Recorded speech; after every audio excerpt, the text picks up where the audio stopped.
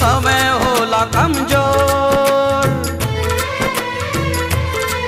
जब समय होला कमजोर तो हर कोई साथ छोड़ देला।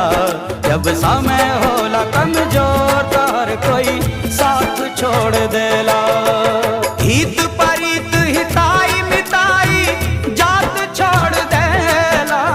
हित परित हिताई मिताई जात छोड़ देला। जब समय होला कमजोर,